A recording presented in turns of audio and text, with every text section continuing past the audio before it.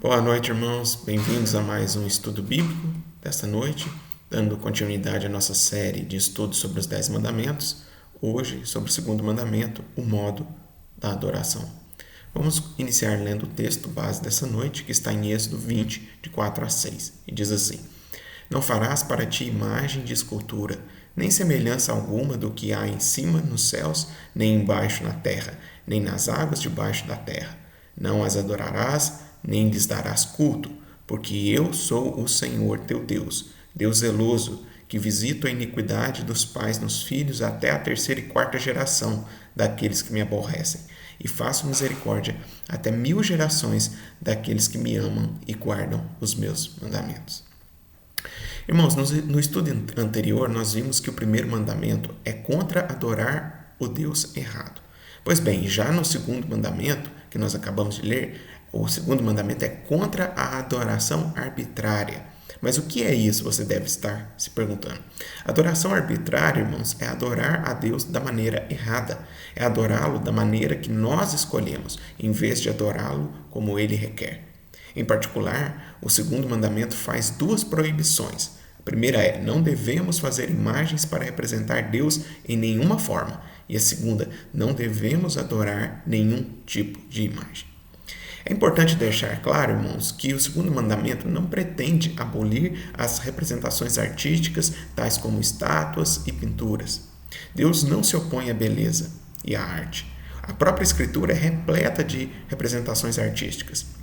O que Deus proíbe, no entanto, é atribuir eficácia espiritual a objetos fabricados por mãos humanas, como se eles pudessem nos aproximar de Deus ou representá-lo de algum modo.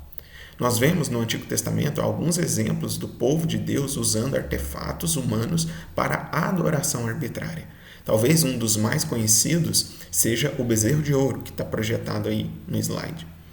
Quanto a esse episódio, irmãos, é interessante notar que Arão proclamou uma festa para o Senhor, para Yahvé. Depois os irmãos podem verificar lá em Êxodo 32. Ou seja, os israelitas não estavam adorando a Baal ou Astarote. Eles estavam tentando adorar o Senhor seu Deus, mas faziam isso de maneira errada, violando o segundo mandamento.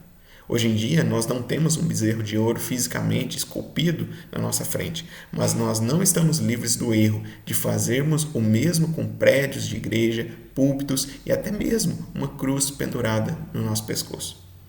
Por isso, devemos aprender um pouco mais sobre esse mandamento. Antes, porém, de analisarmos com mais detalhes o segundo mandamento, vamos responder a uma pergunta. O que quer dizer o verso 5 do texto, no qual Deus diz visitar a iniquidade dos pais nos filhos? Isso significa que uma criança justa será punida pelos pecados do seu pai ímpio? É um tipo de maldição hereditária, como muitas igrejas pregam por aí? E a resposta é: nada disso, irmãos. Essa é uma má compreensão derivada do texto, e ao que parece era comum também naqueles dias no mundo antigo. Tão comum que o profeta Ezequiel parece corrigir esse mal entendido quando ele diz em Ezequiel 18:20: A alma que pecar, essa morrerá. O filho não levará a iniquidade do pai, nem o pai a iniquidade do filho. A justiça do justo ficará sobre ele, e a perversidade do perverso cairá sobre este. Mas veja bem, eu não estou dizendo que o texto de Êxodo 25 está errado. Na verdade, era a compreensão que as pessoas tinham a respeito desse texto que estava equivocada e que aqui foi corrigida por Ezequiel. Mas a pergunta fica: então, o que significa a advertência no texto? Esse mandamento, irmãos, fala a respeito do juízo de Deus sobre os que andam pelos caminhos ímpios dos seus pais, avós, bisavós. Olhando com mais atenção para o verso 5, nós percebemos que Deus disse que visitará a iniquidade dos pais nos filhos até a terceira e quarta geração dos que lhe aborrecem. Ou outra forma de traduzir essa palavra seria dos que lhe odeiam. Ou seja, os filhos compartilham a punição dos pais porque também compartilham seus pecados, ou seja, caminham pelo mesmo caminho dos seus pais e odeiam ao Senhor. O que Êxodo 25 então ensina é que se você se mantém no pecado do seu pai, você não escapará da punição dele. Você não poderá alegar: mas eu estou fazendo apenas o que meus pais me ensinaram. Em outras palavras, você não pode justificar sua desobediência ao apontar para a sua formação, sua cultura ou história. Deus punirá a próxima geração se ela continuar nos pecados da geração anterior. Esse é o sentido dessa repreensão. Bem, agora que nós sabemos o que Deus requer de nós no segundo mandamento, as perguntas que ficam são: quais são as razões para a proibição do segundo mandamento, que estão no segundo mandamento? E como ou de que modo nós podemos guardar ou aplicar esse mandamento nas nossas vidas? Vamos começar então, irmãos, examinando as razões para Deus proibir imagens e qualquer outra coisa que o represente na adoração. A primeira razão é porque Deus é livre. Ao representarmos Deus ou adorar algo como se fosse Ele, nós começamos a pensar que podemos trazer Deus conosco ou carregar Ele, como uma estátua por aí. Ou então pensarmos que podemos controlar a Deus com certos rituais. Sempre que fizermos algo a fim de ver a Deus ou algo que o representa, comprometemos a sua liberdade. Isso não quer dizer que nós mudamos a essência de Deus, pois isso é impossível, mas sim que nós mentimos a respeito do que Ele é de fato, conforme Ele mesmo se revelou na sua palavra. E o que a palavra diz é que Deus é Espírito, irmãos, como está escrito em João 4:24. E não nos cabe tornar visível o Deus invisível. A segunda razão para as proibições do segundo mandamento é porque Deus é zeloso. Irmãos, nenhuma imagem pode capturar a glória de Deus. Toda representação do divino, feita por homens, mesmo que seja por um Michelangelo da vida, está muito aquém ao que Deus é. O mundo antigo tratava tudo como divindade. Você tinha o Pai Tempo, a Mãe Terra, o Sol, a Lua ou as estrelas. Contudo, a separação entre Deus e a sua criação é definidora do cristianismo bíblico. Qualquer tentativa humana de atravessar esse abismo não é apenas uma tentativa impossível, mas também é uma afronta à majestade de Deus a ponto de despertar o seu zelo. A terceira razão para as proibições do segundo mandamento é que a visão da crença vem pelo ouvir. Essa frase parece um pouco esquisita, irmãos, mas eu vou tentar explicar. Na Bíblia, o apóstolo Paulo nos diz que a fé vem pelo ouvir. Isso está em Romanos 10:17. Em outras palavras, nós vemos pelo ouvir. Foi assim que Deus escolheu se revelar. Nós não temos que nos envergonhar porque na nossa igreja não há imagens, nem qualquer outro artefato espiritual no momento da adoração, como Arca da Aliança, chofar, entre outras coisas. A verdadeira adoração cristã deve acontecer em palavras, ou melhor, centrada na palavra de Deus, e não em uma manifestação visual de tirar o fôlego. O modo como Deus apareceu no Sinai para dar os 10 mandamentos ao povo nos diz muito a respeito de como nós devemos guardar esse mandamento. Olhem que texto interessante esse de Deuteronômio 4. Diz assim, Deuteronômio 4:12: Então o Senhor vos falou do meio do fogo, a voz das palavras ouvistes, porém, além da voz, não vistes aparência nenhuma. E os versos 15 e 16 do mesmo capítulo estão assim: Guardai, pois, cuidadosamente a vossa alma, pois aparência nenhuma vistes no dia em que o Senhor, vosso Deus, vos falou em Horebe, no meio do fogo, para que não vos corrompais e vos façais alguma imagem esculpida na forma de ídolo, semelhança de homem ou de mulher, e o texto continua falando de animais e de outras coisas. Moisés aqui, irmãos, está lembrando aos israelitas que quando Deus apareceu sobre o monte, eles não viram forma alguma. Portanto, como eles não viram forma alguma, eles não deveriam se corromper ao fazer imagens visíveis de Deus.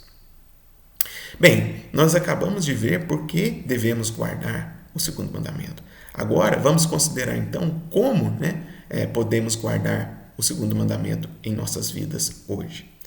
A primeira maneira de nós obedecermos ou guardarmos o segundo mandamento é guardando-nos das imagens de Deus, tanto externas quanto imaginadas. Isso não significa, irmãos, que nós temos que destruir os nossos presépios ou obras de artes nas paredes. Mas significa sim que é inapropriado usarmos imagens ou ícones para nos concentrarmos em oração e ainda mais nos ajoelharmos diante de uma imagem ou beijarmos uma estátua. Segundo, nós não devemos contribuir com a idolatria dos outros. O texto do segundo mandamento inicia dizendo, não farás, ou seja, ele fala de fabricação. Assim, podemos perceber que há uma proibição contra a fabricação de ídolos, mesmo que sejam para outros utilizarem. Eu sei que em nossa igreja é um pouco grosseiro imaginar alguém fazendo estátuas ou totens dourados para adoração. Mas esse ponto nos chama a atenção para considerarmos se nós não estamos produzindo, vendendo, anunciando ou até adquirindo bens e serviços que distanciam as pessoas da verdadeira adoração ao Deus vivo. A terceira maneira de nós guardarmos o segundo mandamento é considerarmos o princípio regulador do culto. Talvez alguns irmãos aqui nunca tenham ouvido falar a respeito. Eu mesmo conheci esse conceito há pouco tempo. Em poucas palavras, irmãos, o princípio regulador diz que o modo aceitável de adorar o Deus verdadeiro é instituído por Ele mesmo e assim limitado por sua vontade revelada. Explicando de outra forma, o princípio regulador funciona mais ou menos assim. Se nós perguntarmos, nós podemos adorar a Deus fazendo piruetas e dando cambalhotas na hora do culto? Alguns vão dizer assim, bem, se Deus não proíbe, então pode. Mas o princípio regulador vai dizer o seguinte, Deus instituiu em sua palavra que ele fosse adorado dessa maneira? Caso não, irmãos, então não pode. É isso que o princípio regulador coloca. Ou seja, irmãos, a adoração comunitária deve ser comprometida com os elementos ordenados por Deus em sua palavra. Nós não temos que adivinhar o que agrada a Deus, correndo o risco de estarmos violando o segundo mandamento. Nós podemos guardar sim o segundo mandamento ao adorar a Deus como Ele deseja ser adorado, como Ele ordena na sua palavra. Por fim, o quarto modo de nós obedecermos ao segundo mandamento é olhando para Cristo como o cumprimento deste mandamento. Há pessoas que argumentam que a encarnação de Jesus é uma quebra do segundo mandamento. Assim, então, nós podemos fazer imagens de Jesus. Contudo, irmãos, a verdade é que nós não sabemos como Jesus era. E a Bíblia não faz qualquer esforço para nos dar uma descrição exata da sua aparência física. Mas, independentemente de nossas convicções sobre imagens de Jesus, nós devemos reconhecer que Cristo cumpriu de modo único o segundo mandamento. Ele manifestou o Pai aos seus discípulos, como está escrito em João 14:9. Em outras palavras, irmãos, olhar para Cristo era olhar para a face daquele que não poderia ser visto no Monte Sinai. Jesus fez o que parecia impossível. Ele fez visível o Deus invisível. Ele permitiu que seres humanos vissem o Deus que não pode ser visto. Esse é o grande mistério e a majestade da encarnação do Verbo. Nós não precisamos de estátuas. Nós não precisamos de ícones. Nós não precisamos de imagens, pois Cristo é a imagem do Deus invisível, como diz Paulo em Colossenses 1, versículo 15. Então, irmãos, esse foi o estudo dessa noite. Que Deus abençoe a todos nós e até uma próxima aula, se Ele quiser.